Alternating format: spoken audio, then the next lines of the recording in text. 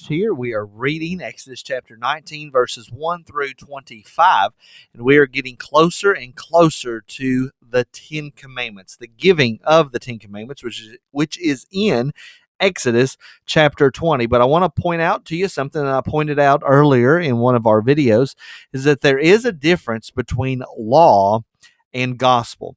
And so, as you could imagine, particularly in Exodus and the giving of the Ten Commandments and in the Old Testament in general, there is this whole idea of law.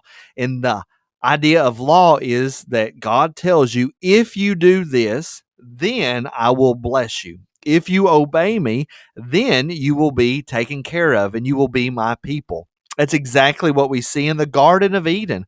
God told Adam that if he would not eat from the tree of the knowledge of good and evil, then everything would be well. He would not die. And he broke that law and received the consequences of it. It's the same thing that we see with the Ten Commandments and the other law codes that we see in the first 5 books of the Bible. And we're going to see that with the Ten Commandments as well. If you obey, then you'll be blessed. That is law. Well, this is a problem for human beings. It's a problem for you, and it's a problem for me. We cannot be perfect. We cannot obey God's commandments. And we've even seen that already with the Israelites grumbling in the desert. They're grumbling that they don't have the bread. They're grumbling that they don't have water to drink. They are disobeying the Lord. Even when the manna came down for them to gather, they did not obey God in the exact way that they were supposed to. They were disobeying God, and therefore they would not be receiving his blessings.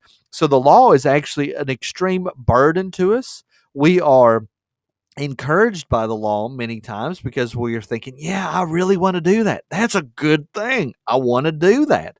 But the problem is, as the Apostle Paul would reflect in his own letters, he would say that as he looks within his own heart, he sees a law of his flesh that actually stops him from actually obeying the law. He sees the law and says that he wants to do it, but he sees another law within his members, within his own flesh, that stops him from obeying it. He wants to do it, but he doesn't have the power to actually obey. So the law for us as human beings is absolutely damning.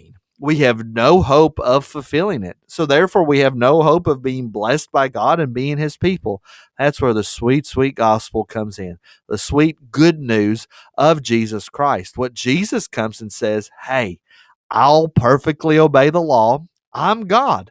I'm Jesus Christ. Of course, he can completely fill the law. So Jesus comes and tells you that he will do it all perfectly and that you receive all the blessings, all the goodness, everything that comes from him. He gives to you freely.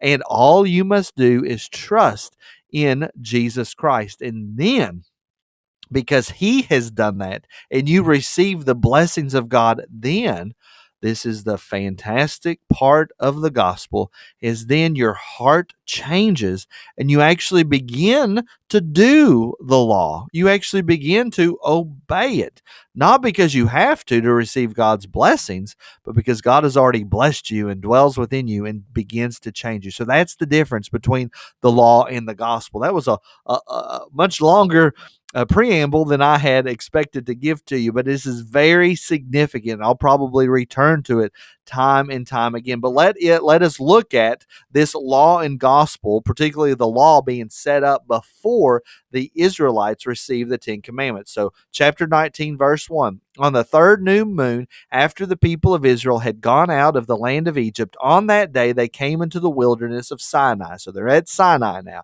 They set out from Rephidim. Now remember, Sinai and Horeb, similar places. The geography is hard to really get our hands around, but when we talk about Mount Horeb or Mount Sinai, those are the same mountains. And so now they are at Mount Sinai. They are at the mountain of God.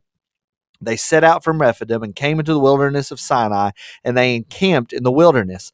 There, Israel encamped before the mountain while Moses went up to God. The people of Israel go down, Moses goes up. The Lord called out to him from the mountain, saying, Thus you shall say to the house of Jacob, and tell the people of Israel, You yourselves have seen what I did to the Egyptians. You saw how great I am, and how I bore you on eagle's wings and brought you to myself. Now, therefore, here is the law. Do this and you'll be blessed. If Big if. So this is a promise to claim. We get to claim it in Jesus Christ. It is a gift given to us. The Israelites had to receive it as law. If you will indeed obey my voice and keep my covenant, you shall be my treasured possession among all peoples, for all the earth is mine. And you shall be to me a kingdom of priests and a holy nation. You get all of these things if you will indeed obey my voice. But the New Testament will tell us that we are made a kingdom of priests, that we are made a holy nation through Jesus Christ. So this is the law. You have no hope of obeying God's voice on your own. You're going to fail in a terrible way. That is why you need the gospel and the good news of Jesus Christ. Verse 7. So Moses came and called the elders of the people and set before them all these words that the Lord had commanded him. As all the people answered together and said, all that the Lord has spoken, we will do. You can't do it. They missed it already. And we're going to see this from the Israelites. They're going to keep saying, yeah, we can do it. We're going to do it. And maybe it's even of a heartfelt desire. But just like the Apostle Paul says, he sees the law and sees that it's good.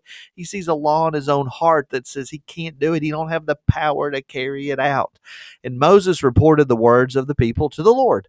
And the Lord said to Moses, behold, I am coming to you in a thick cloud, that the people may hear when I speak with you and may also believe you forever. When Moses told the words of the people to the Lord said to Moses, go to the people and consecrate them today and tomorrow, and let them wash their garments. Here's a command for them to obey. In order for them to come into the presence of God, they must consecrate themselves. They must purify themselves. We're told that we get to come into the Lord's presence by the consecration, the purification of Jesus Christ. His sacrifice is what makes us clean and allows us to go into the presence of the Lord. The Israelites had to ceremonially prepare themselves. And then he goes on to say, and be ready the third day. I just think that's interesting. For on the third day, the Lord will come on Mount Sinai in the sight of all the people. There may be nothing to this, but it's the third day that the Lord comes to the people of Israel and gives to them the 10 commandments. What happened on the third day? For us as Christians, Jesus rose again. He died on Friday, rose again on Sunday. He rose on the third day. So the gospel is sweetly given to us through Jesus Christ on the third day. The law was given to the people of Israel on the third day. Verse 12, and you shall set limits for the people all around. Here's a command for them to obey. They don't need to come into the presence of the Lord. They don't need to rush into the presence. There needs to be a boundary, a separation. We know for us as Christians, that boundary has been totally torn down. We get to rush into the presence of the Lord. That's what the book of Hebrews tells us. He says, saying, you shall set limits for the people, saying, take care not to go up into the mountain or touch the edge of it. You can't get close to God. There's a boundary, there's a separation. Whoever touches the mountain shall be put to death. Yet again, there is a punishment for coming close to the Lord. There has to be this separation, will always be a separation for the Israelites as they worship God. Yes, he is coming near, but there's still a separation for us. We're even told the Holy Spirit himself lives within us. When we're Christians and saved, God himself takes up residence within us. There's not just a mountain we can't come to. We get to be fully engaged with the Lord. What a great blessing we have as Christians. Verse 13, no hand shall touch him, but he shall be stoned or shot, whether beast or man, he shall not live. The seriousness of the division, separation between the mountain of God and the people. When the trumpet sounds a long blast, they shall come up to the mountain. So Moses went down from the mountain to the people and consecrated the people, and they washed their garments. And he said to the people, be ready for the third day. Do not go near a woman. So they actually had to refrain from relations with their husbands and their wives. On the morning of the third day, notice it's the morning of the third day. Again, maybe there's nothing to this, but it was on the morning of the third day that the Lord came down on Mount Sinai and delivered the 10 commandments. What happened on the morning of the third day for us as Christians? Jesus rose from the dead, giving us the sweet gospel of Jesus Christ. So on the morning of the third day, there were thunders and lightnings and a thick cloud on the mountain and a very loud trumpet blast, so that all the people in the camp trembled. Then Moses brought the people out of the camp to meet God. And they took their stand at the foot of the mountain. Now Mount Sinai was wrapped in smoke because the Lord had descended on it in fire. Seeing the glory of the Lord, the smoke of it went up like the smoke of a kiln, and the whole mountain trembled greatly. Almost seeing it like it's become a volcano. It's thundering, it's quaking. There's smoke and there's fire on top of it. And as the sound of the trumpet grew louder and louder, Moses spoke, and God answered him in the thunder. The Lord came down on Mount Sinai to the top of the mountain. And the Lord called Moses to the top of the mountain, and Moses went up. Whoa, what a awesome, awful, terrible uh, experience this must be. I'm sure as Moses goes into this, he is experiencing the fear of the Lord greatly. And the Lord said to Moses, "Go down and warn the people." We still see this law. Warn the people lest they break through to the Lord to look, and many of them perish. Warn them they can't come close. We as Christians, we're actually commanded to run close. Also, let the priests who come near to the Lord consecrate themselves, lest the Lord break out against them. And Moses said to the Lord, "The people cannot come up to Mount Sinai, for you yourself warned us, saying, 'Set limits around the mountain and consecrate it.'" And the Lord said to him, "Go down and come up, bringing Aaron with you." So Aaron could come up because he is going to be the first high priest. But do not let the priests and the people break through to come up to the Lord, lest he break out against them. So Moses went down to the people and told them. I pray that has been a blessing to you, and I'll see you all in the next video.